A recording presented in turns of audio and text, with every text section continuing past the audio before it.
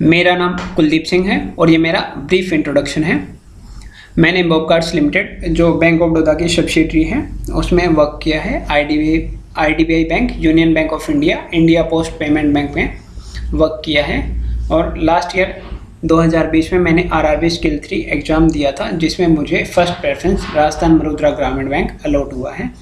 मैंने इस चैनल पे कुछ वीडियोज़ बनाए हैं जो GB और स्किल 3 से रिलेटेड हैं, जिसमें सैलरी स्लिप, प्रीवियस 3 इयर्स की कट ऑफ और कंप्यूटर और FA के प्रीवियस ईयर के पेपर डिस्कस किए हैं।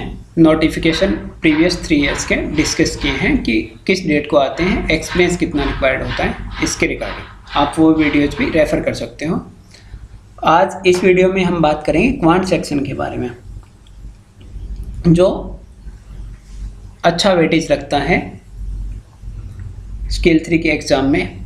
और मैंने कितना स्कोर किया था जब मैंने एग्ज़ाम दिया था, और आप कैसे एक अच्छा स्कोर कर सकते हो क्वांट सेक्शन में। तो चलिए शुरू करते हैं। सबसे पहले बात करेंगे क्वांट सेक्शन में कितने क्वेश्चंस आते हैं। 40 क्वेश्चंस आते हैं। हर क्वेश्चन 1 मार्क्स का होता है, 40 मार्क्स होते हैं। नेगेटिव मार्किंग होती है। टोटल वेटेड स्कोर की अगर बात करें तो ये 50 होता है क्वांट सेक्शन का। और जितने भी आपके मार्क्स आते हैं क्वांट सेक्शन में वो 1.25 से मल्टीप्लाई होते हैं। नीचे मैंने 2018 का जब एग्ज़ाम दिया था उसका स्कोर कार्ड आपके साथ में शेयर कर रहा हूँ। उस समय मैंने 29 स्कोर किया था 40 में से। TWS अगर क्वांट में बात करें तो 36.25 बना था। ओवरऑल TWS मेरा 102.81 था। उस टाइम मुझे कंप्लीट एक्सपीरियंस नहीं था 60 मंथ का जो रिक्वायर्ड होता है 5 इयर्स का, तो मैं आगे अपीयर नहीं हो पाया था। मैंने ये एग्ज़ाम दिया था ताकि मुझे पता चले किस लेवल का एग्ज़ाम आता है, क्योंकि मैं फ्यूचर में इस एग्ज़ाम को टारगेट कर रहा था। 19 में मैं एग्ज़ाम नहीं दे पाया था 2019 में, और 2020 में मैंने एग्ज़ाम दिया था जब मुझे एक्सपीरियंस 61 मंथ्स का कंप्लीट हुआ था। और उसका स्कोर कार्ड आप स्क्रीन पर देख सकते हो। क्वांट सेक्शन में 40 में से 35 स्कोर किया था मैंने। TWS क्वांट सेक्शन की बात करें 43.75 बना था। ओवरऑल TWS 112.19 था। तो ओवरऑल में से 43.75 तो मेरा केवल क्वांट में था। अब बात करते हैं प्रीवियस ईयर का जो स्किल 3 एग्ज़ाम हुआ था उसमें किस किस टॉपिक से कितने क्वेश्चंस आए थे और उनका लेवल क्या था। क्वाड्रेटिक की क्वेश्चन 5 मार्क्स की आई थी। इसका लेवल इजी था। इसमें 2 इक्वेशन दी होती है x और y की फॉर्म में।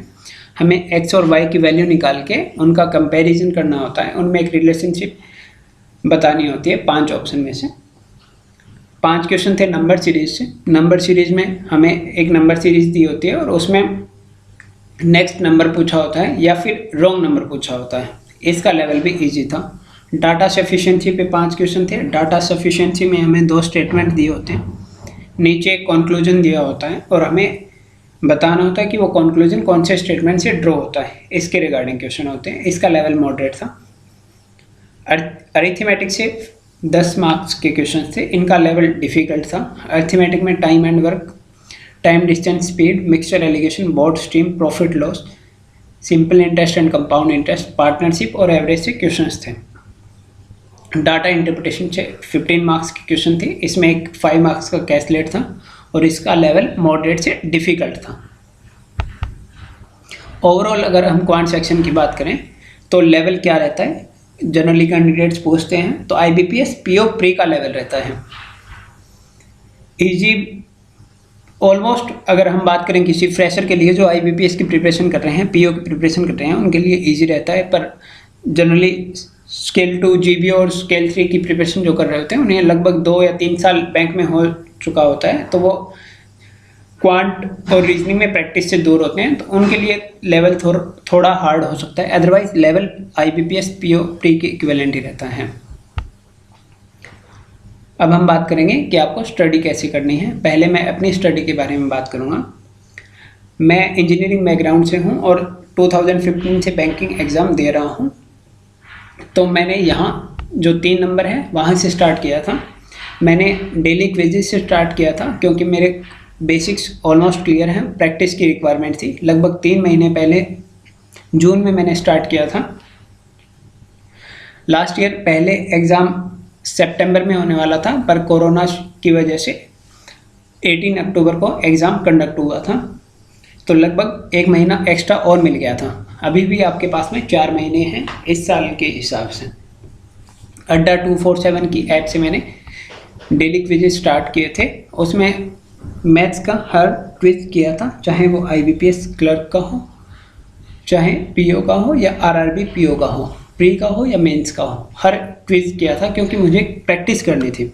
इसके अलावा टेक्स्ट बुक ऐप से प्रैक्टिस की थी। आप भी कोई और ऐप फॉलो कर सकते हो जो आपको ठीक लगे।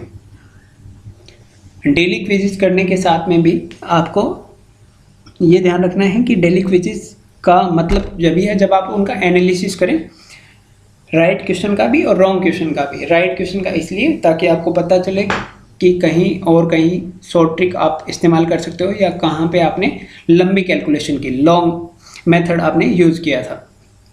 रॉन्ग क्वेश्चन का इसलिए कि आपने कहाँ पे मिस्टेक की थी, उस क्वेश्चन में कहाँ पे कैलकुलेशन मिस्टेक हुई थी या कहाँ पे सिली मिस्टेक हुई थी। आपको कोशिश करनी है कि आपका हर सवाल 1 मिनट में हो जाए।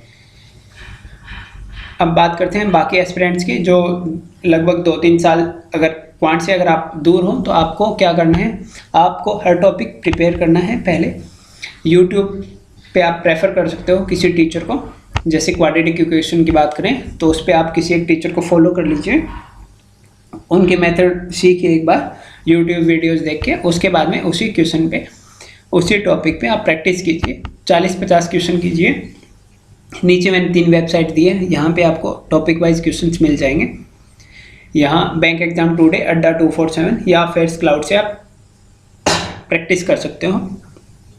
40-50 क्वेश्चंस आप सेम डे अगर करोगे तो आपका कॉन्फिडेंस बिल्डअप होगा और आपकी एक कमांड बनेगी उस टॉपिक पे। आपको हर टॉपिक के साथ में यही करना है। एक बार ये हो गया तो आप 3 नंबर पे पहुंच जाएंगे और आपको डेली क्विज़ेस करने हैं। डेली क्विज़ेस करने के साथ साथ आपको उनका एनालिसिस करना है। आपको कोशिश करनी है कि आपका हर सवाल 1 मिनट में हो जाए, क्योंकि हमें फाइनल एग्जाम में 120 मिनट्स में 200 क्वेश्चन सॉल्व करने हैं। आप अगर FA कंप्यूटर और लैंग्वेज में कम टाइम डिवोट करके वो अगर टाइम यहाँ पे लगाते हो तब भी आपको 1 मिनट से ज़्यादा नहीं मिलने वाला। तो आपको कोशिश करनी है कि 1 मिनट से कम में आपका हर क्वेश्चन सॉल्व हो। इसके लिए आपको कैलकुलेशन भी फास्ट करनी पड़ेगी।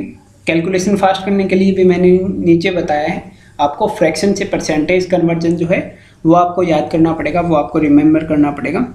जैसे अगर बात करें 3/8 फ्रैक्शन में, तो वो कितने परसेंट के इक्विवेलेंट होता है। 3/8 37.5% की इक्विवेलेंट होता है। अगर बात करें 5/8 की तो 62.5। इस तरह आपको याद होना चाहिए। नंबर टेबल आपको 30 तक रिमेंबर करनी पड़ेगी ताकि आपकी कैलकुलेशन फास्ट हो। स्क्वायर्स और क्यूब्स आप 30 और 20 तक याद कर सकते हैं। जनरली इतना ही सफिशिएंट होता है। इसके साथ साथ आपको स्क्वायर रूट और क्यूब रूट ऑटोमेटिकली याद हो जाएंगे। जब आपको ये याद हो जाए तो आपको डेली क्विज़ेस करने हैं। और मैंने लास्ट 1 मंथ जब एग्ज़ाम से बचा था, जब उस टाइम टेस्ट सीरीज ज्वाइन की थी, उसमें क्वांट के 40 क्वेश्चंस थे।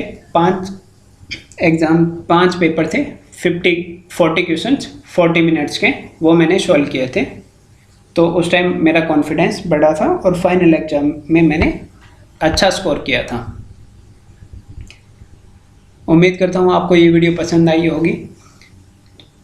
आप अपने जो भी आपके दोस्त RRB स्केल 2 और GPO की RRB स्केल 2 GPO और स्केल 3 की जो प्रिपरेशन कर रहे हैं उनके साथ में ये वीडियो शेयर करना। GPO और स्केल 3 का पैटर्न लगभग सेम रहता है। और चैनल को सब्सक्राइब करना। वीडियो देखने के लिए धन्यवाद।